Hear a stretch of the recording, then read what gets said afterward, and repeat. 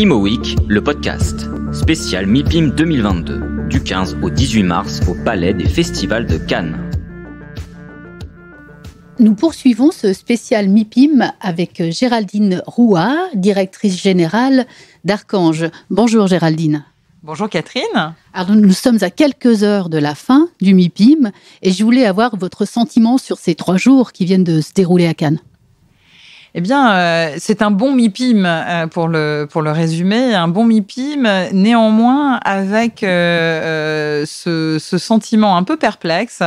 C'est un MIPIM qui ressemble un peu à Expo Réal, c'est-à-dire très studieux pour nous, des rendez-vous qui s'enchaînent, où, eh bien, curieusement, on est plus à l'heure que les années précédentes. Donc, il y a un respect du timing parce qu'il y a beaucoup de rendez-vous qui sont pris. Tous les acteurs sont présents, nationaux et internationaux, et tous les grands métiers de notre industrie. À côté de ça, je trouve que c'est pas un MIPIM tranché, c'est un MIPIM où on tâtonne un peu sur les différentes stratégies. Il n'y a pas forcément beaucoup plus de dossiers. On regarde ce qui se passe ailleurs. Néanmoins, c'est un MIPIM, je vous le disais, qui est un bon MIPIM pour nous, non seulement parce qu'on a vu beaucoup de monde, beaucoup d'acteurs qui participent au développement de notre groupe, que ce soit nos banquiers, nos partenaires divers et variés, les grands institutionnels, les brokers, les plus petits acteurs. Mais c'est un bon MIPIM parce qu'il nous conforte dans la stratégie que nous avons mise en place, nos stratégies d'acquisition, mais aussi notre stratégie d'arbitrage.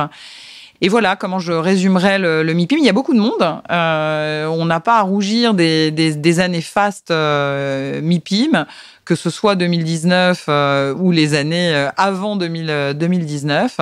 Et on sent ça dans les allées.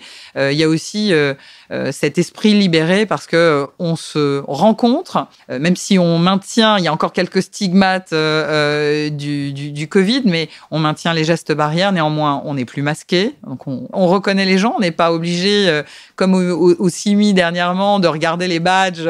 Et puis, oui, il y a une envie de fête, il y a un retour à la fête, quelques beaux dîners, quelques cocktails assez sympas. On sent ce besoin de se retrouver et mélanger à la fois l'aspect business et l'aspect liberté des marchés. Et on n'oublie pas quand même le sujet ukrainien qui revient. On est sorti d'une guerre Covid. Je ne sais pas si on en est vraiment sorti, mais on est aussi dans cette absence de visibilité avec cette guerre. Et je crois qu'elle impacte véritablement ce MIPIM.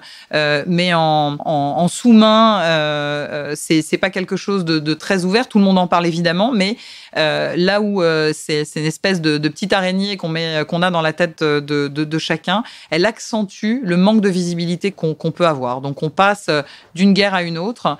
Moi, j'ai une certaine difficulté à appréhender véritablement ce MIPIM et à le trancher sur c'est un super MIPIM, à la fois business et ambiance. Là, c'est un peu des deux. Voilà. Du mal à appréhender, mais néanmoins, vous m'avez dit tout à l'heure, ça a conforté la stratégie qui était la vôtre, et j'aimerais en savoir plus sur cette stratégie. Oui, en effet, ça a conforté notre stratégie parce que aujourd'hui, on a un focus. D'abord, on retourne au fond. On retourne sur le fonds d'invest avec la création de notre fonds Rosa Capital, un fonds qui nous ressemble avec un portefeuille diversifié et qui, pour nous, résiste au cycle. Alors, pourquoi ça conforte cette façon d'acheter et de constituer des portefeuilles?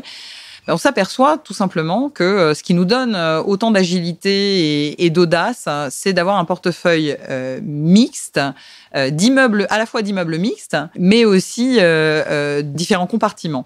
La mixité de notre portefeuille, plus de 60% du portefeuille est mixte.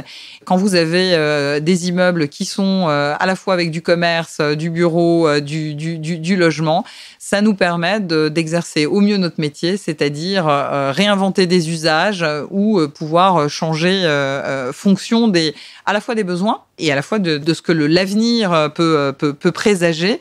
Je vous donne un exemple concret, que ce soit en dernière acquisition, il y en a quelques-uns sous le pied, mais des actifs qui nous permettent de rentrer dans le concept clé d'or qu'on a monté. Clé d'or, c'est ni plus ni moins que l'utilisation des codes d'hôtellerie, et c'est de la résidence hôtelière. Donc, quand on achète un petit actif, une petite maison de poupée sur Saint-Honoré, eh bien, c'est du bureau utilisé en résidence hôtelière, l'emplacement,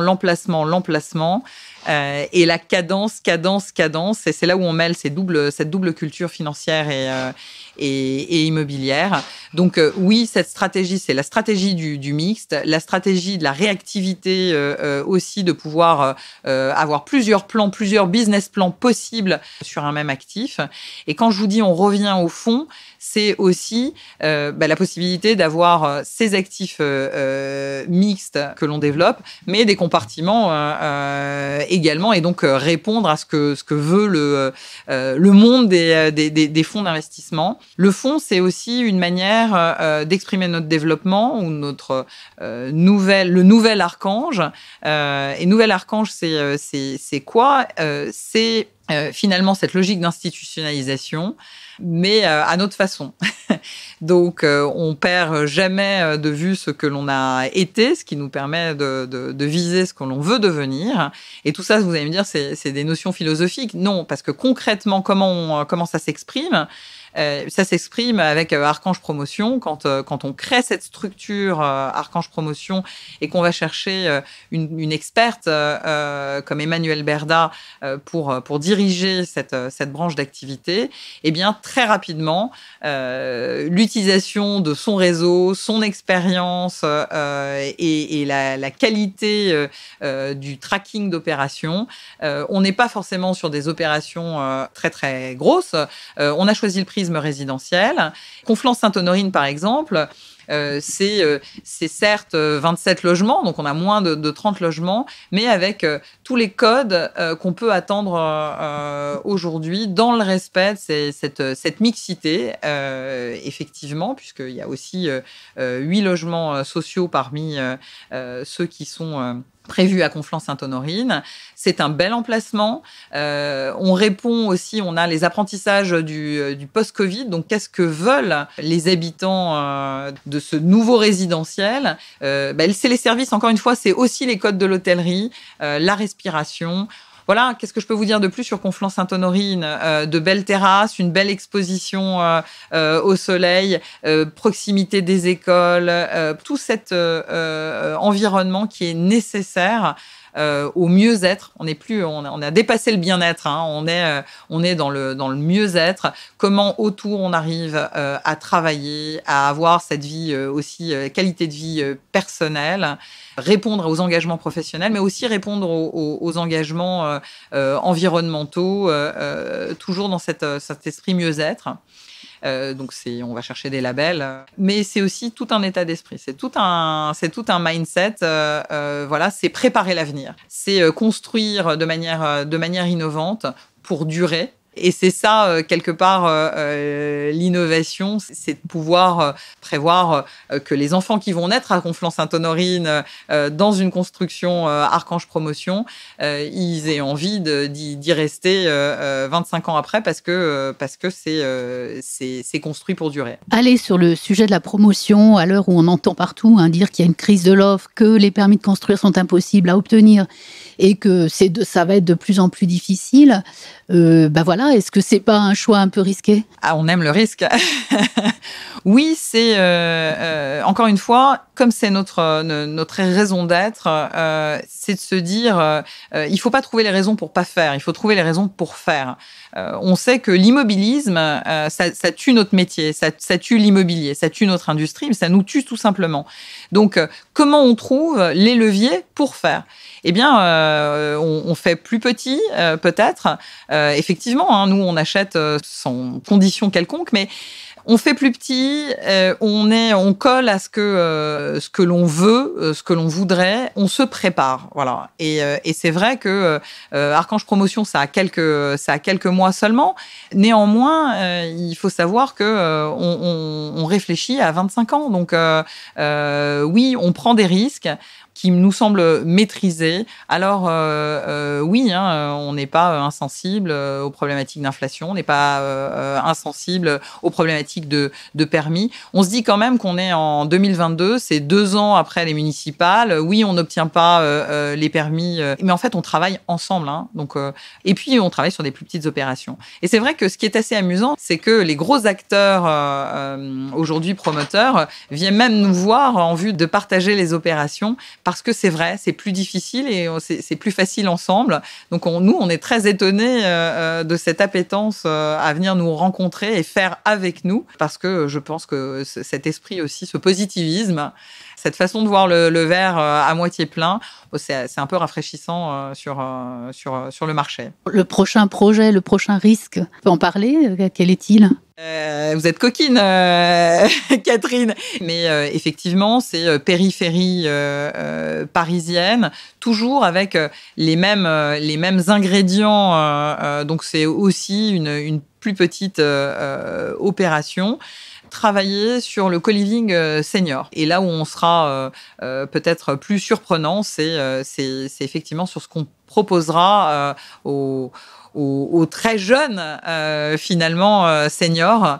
C'est là, mais il y en a quelques-unes sous le pied, sous la marque Archange Promotion, parce que c'est vrai qu'on a fait pas mal de copromotions, évidemment, sous la marque Groupe Archange, mais là, oui, il y a quelques beaux dossiers, et je pense que vous aurez une spéciale Archange Promotion peut-être, et là, Emmanuel vous déflorera les projets qui sont dans le pipe, et ce qui sortira peut-être du MIPIM également. Et puis, vous parlez du fonds Rosa Capital, c'est vrai, là aussi, je vous inviterai à interroger Marc de la Bardoni, qui est le directeur général délégué du groupe et en charge des investissements, et qui vous parlera aussi des hommes qui font et des femmes qui font maintenant le groupe Archange. On est allé chercher beaucoup de talents et des grandes expertises avec, comme une grande équipe gagnante, chacun à sa place. Dans cette logique de spécialisation,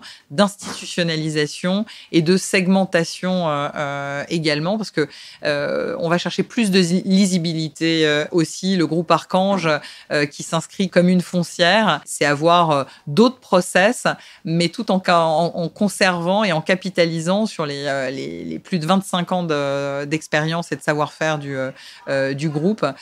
C'est aussi focalisé sur la formation. On forme beaucoup plus. Ça, c'est le goût de notre président, Michael Svetch, pour la transmission de nos valeurs et de notre savoir-faire. C'est vrai qu'un savoir qui n'est pas partagé, c'est un savoir qui se meurt. Et on viendra vous parler aussi d'éducation et de nos engagements avec les jeunes pousses qui feront les villes de demain et qui répondront aux besoins de générations derrière nous. Et on espère que ce sera toujours le groupe Archange, mais probablement d'autres talents autour de sa gouvernance. On va suivre ça avec beaucoup, beaucoup d'attention. Merci beaucoup, Géraldine. Merci, Catherine. À très bientôt.